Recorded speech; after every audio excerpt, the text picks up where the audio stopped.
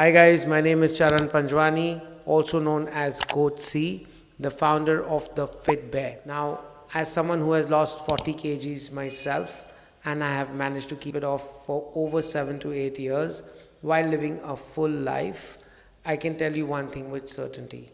There is no perfect plan. So stop waiting for perfection.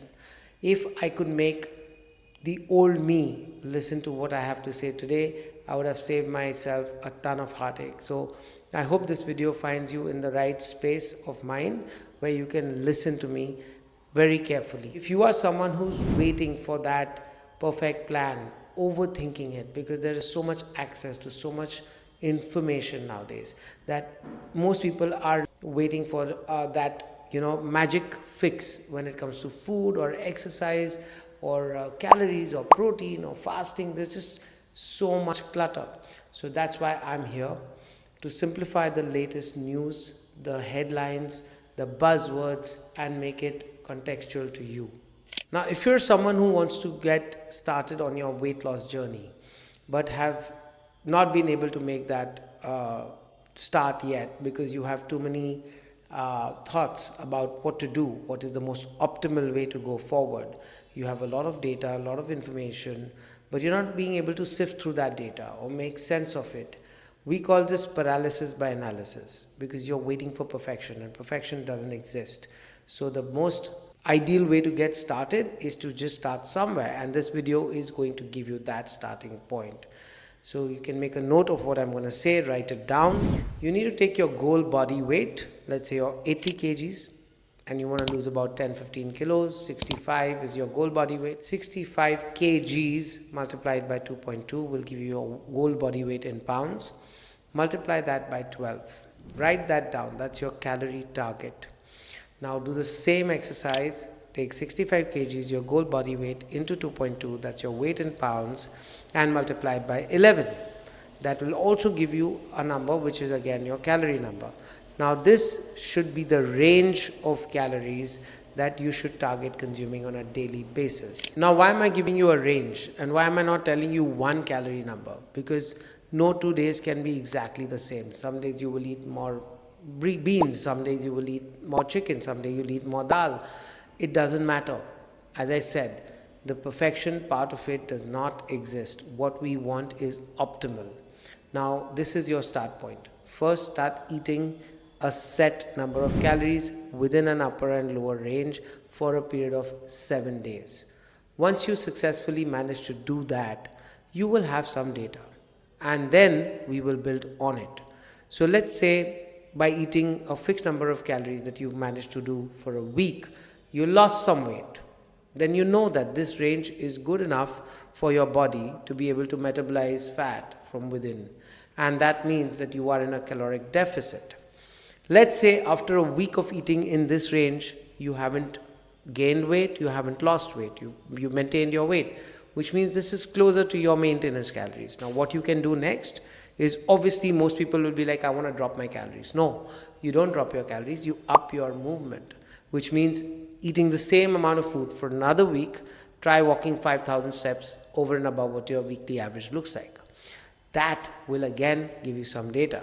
It'll take 2 weeks, but you'll have some solid data, which is really, really hard to get, because to live in a controlled environment is not as easy as it sounds.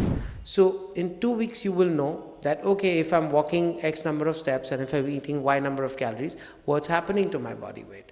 Let's say in week 2, your weight still doesn't go down. You've been walking and eating.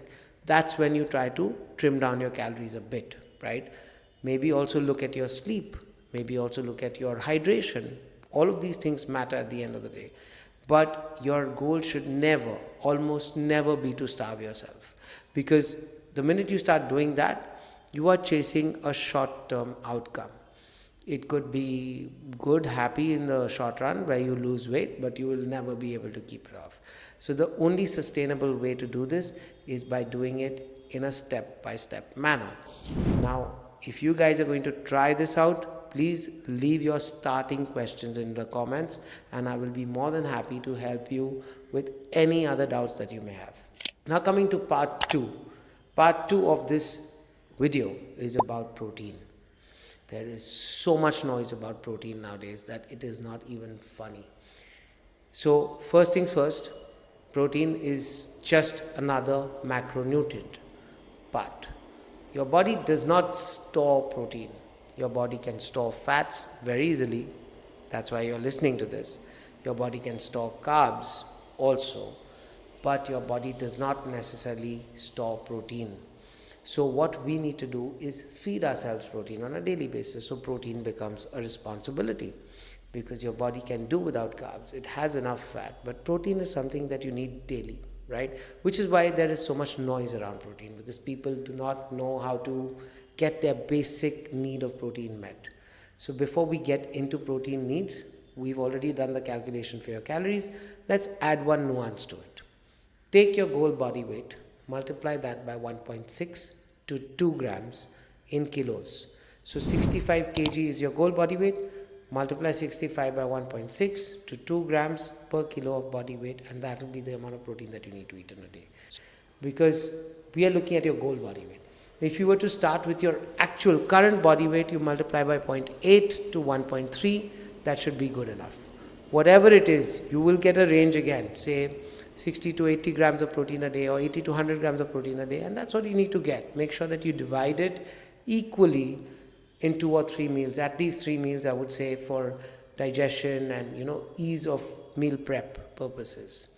Do not shy away from getting protein supplements like whey protein or pea protein or rice protein or soy protein, depending on your other health markers. It is nothing but food in powdered form. So the myths that surround protein that it will damage your kidneys, absolute rubbish. If your kidneys are healthy, functioning and normal, and you don't have any kind of renal issues, then having 1.6 to 2 grams of protein per kilo of body weight is absolutely safe. Whey protein is not a steroid, it's a milk protein, which means the powdered form of milk. There is paneer, which is the fat of milk, and then there is whey, which is the protein of milk. That's about it.